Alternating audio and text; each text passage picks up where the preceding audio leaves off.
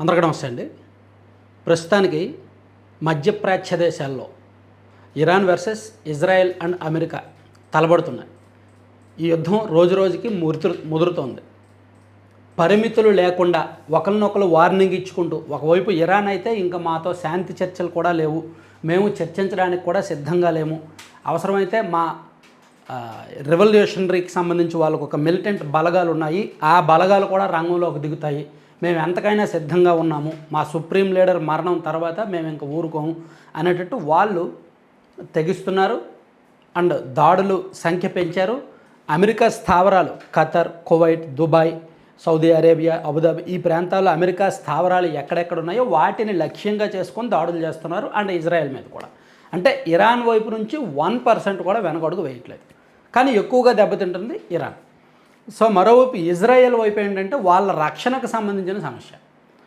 ఇరాన్లో అణు కార్యక్రమాలు ముందుకు వెళ్ళే కొద్దీ వాళ్ళు అణ్వాయుధాలు తయారు చేసుకున్న ఈ అణు కార్యక్రమాలు ముందుకు వెళ్ళినా ఎప్పటికైనా ఫ్యూచర్లో ఇజ్రాయెల్కి ముప్పు కాబట్టి, అమెరికాకు కూడా ముప్పు పొంచి ఉంటుంది కాబట్టి, so America and Israel Iran ఖచ్చితంగా ఈ అణు కార్యక్రమాలు ఆపాలి అని డిమాండ్ చేస్తున్నాయి అన్నమాట.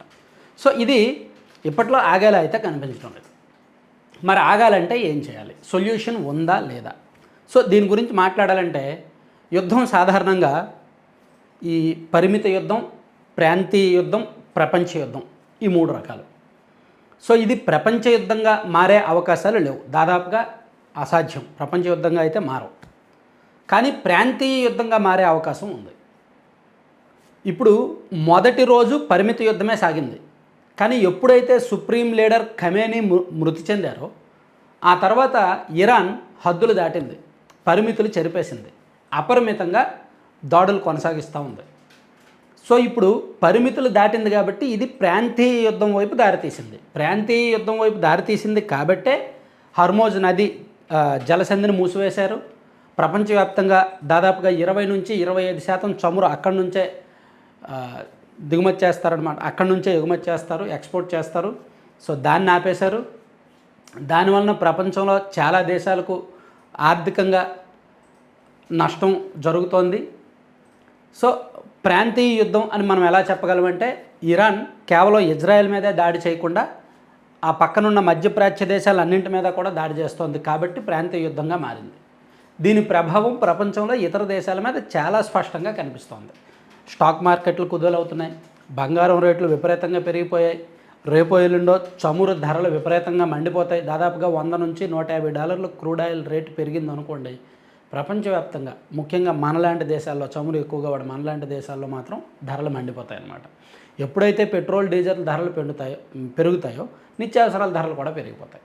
ఇంకా దాన్ని అడ్డుకోవడం సాధ్యం కాదు. అది సామాన్యుల మీద, బిలో మిడిల్ క్లాస్ మీద విపరీతమైన ప్రభావం చూపుతుంది. సో మరి ఈ యుద్ధం ఆగాలంటే ఏం చేయాలి? ఒకే ఒక్క సొల్యూషన్ ఏంటంటే, ఐక్యరాజ్య సమితిలో బ్రిక్స్ దేశాల పాత్ర కీలకం.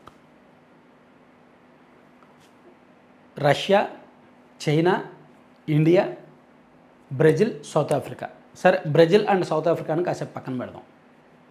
ప్రపంచంలో వాణిజ్యంలో, దౌత్యపరంగా, ఆర్థిక పరంగా చూసుకున్నా, ఏ రకంగా చూసుకున్నా సరే చైనా అండ్ రష్యా కీలకం. ఆ తర్వాత ఇండియా కూడా ఇప్పుడిప్పుడే ఎదుగుతోంది. సో ఈ చైనాకి, రష్యాకి ఇరాన్తో సత్సంబంధాలు ఉన్నాయి. అట్ ద సేమ్ టైం అమెరికాతో దౌత్యపరమైన అండ్ వాణిజ్యపరమైన సంబంధాలు ఉన్నాయి. భారత్కి ఇరాన్తో దౌత్యపరమైన, వాణిజ్యపరమైన సంబంధాలు ఉన్నాయి, అండ్ అమెరికాతో కూడా సంబంధాలు ఉన్నాయి. సో ఈ 3 దేశాలు కలిసి, అండ్ ఈ 3 దేశాలు ఐక్యరాజ్య సమితిలో కూడా అత్యంత కీలకమైన దేశాలు. ముఖ్యంగా రష్యా అండ్ చైనా ఐక్యరాజ్య సమితిలో కీలకమైన దేశాలు. పావులు కదపగలవు, నిర్ణయాలు తీసుకోగలవు, డెసిషన్ మేకింగ్ ఉందన్నమాట. సో ఈ దేశాలు మధ్యవర్తిత్వం వహించి దౌత్యపరమైన చర్చలకు పిలిస్తే ఖచ్చితంగా ఇరాన్ దిగిరావచ్చు, అండ్ అమెరికా అండ్ ఇజ్రాయెల్ లాంటి దేశాలు కూడా దిగొచ్చే అవకాశం అయితే ఉంటుంది. సో ఇది జరగడం అంత ఈజీ అయితే, అంటే యుద్ధం పూర్తిగా ఆపలేకపోవచ్చు కానీ నియంత్రించవచ్చు. పరిమితులకు లోబడి పరిమితుల్లో చేసుకునేలా కొంత ఉండొచ్చు. పూర్తిగా ఆపడం ఎప్పటికిప్పుడు సాధ్యమయ్యే పని కాదు, కానీ నియంత్రించే అవకాశం మాత్రం ఈ 3 దేశాల చేతుల్లో ఉంటుంది. అయితే ఆశ్చర్యకరంగా రష్యా అండ్ చైనా కేవలం ప్రకటనలకు పరిమితం అవుతున్నారు తప్ప ఖమేనీ మృతిని ఖండించడం లేదా ఇరాన్ మీద దాడులను ఖండించడం వరకు పరిమితం అవుతున్నారు తప్ప అమెరికా మీద ఒత్తిడి తెచ్చే ప్రయత్నం చేయట్లేదు. ట్రంప్ మీద ఒత్తిడి తెచ్చే ప్రయత్నం చేయట్లేదు. అటువంటి ప్రకటనలు కానీ ఎటువంటి ప్రయత్నాలు జరగడం లేదు. ఈవెన్ ఇండియా కూడా గల్ఫ్లో ఉన్న మన వాళ్ళని క్షేమంగా తిరిగి తీసుకొచ్చే పనిలో అయితే నిమగ్నమై ఉంది. ఎందుకంటే లక్షలాది మంది అక్కడ ఉన్నారు. దాదాపుగా 40-50 లక్షల మంది ఉన్నారు ఆ ప్రాంతంలో. వాళ్ళందరినీ క్షేమంగా తిరిగి తీసుకురావాలి. లేదా అక్కడే క్షేమంగా ఎక్కడో చోట అందరినీ తీసుకురావడం అసాధ్యం, కానీ క్షేమంగా వాళ్ళని చూసుకోవాలి. సో ఆ ప్రయత్నాలు ఒకవైపు చేస్తూనే యుద్ధాన్ని ఈ గల్ఫ్ దేశాల మీద కాకుండా మీరు చూసుకోండి అనేది కొంతవరకు పరిమితి విధించాలో మాట్లాడవచ్చు, చర్చలు జరపచ్చు.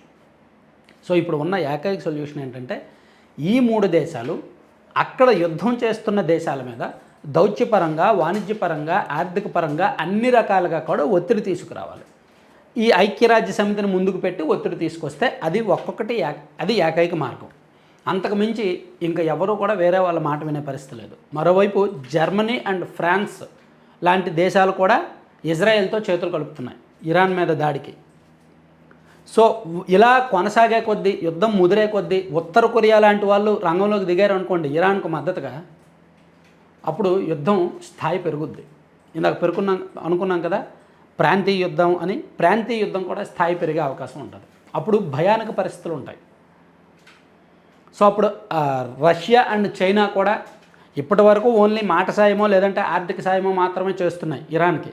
కానీ రేపు పొద్దున్న సైనికపరమైన సాయం అండ్ సాయుధాలు ఈ సాయం కూడా చేయాల్సి వస్తుంది. అంటే అప్పుడు పరోక్షంగా యుద్ధంలో పాల్గొనాల్సి వస్తుంది. సో ఇది ఎలా చూసినా ప్రపంచానికి చెడు సంకేతమే.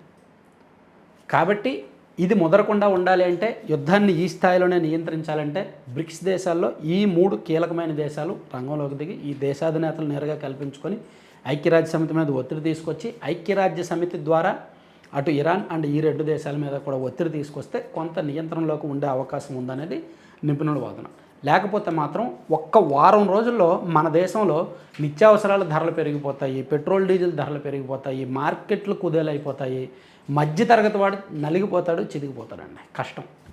ఆ ప్రభావం చాలా ఎక్కువ కనిపిస్తుంది మనలాంటి దేశం మీద.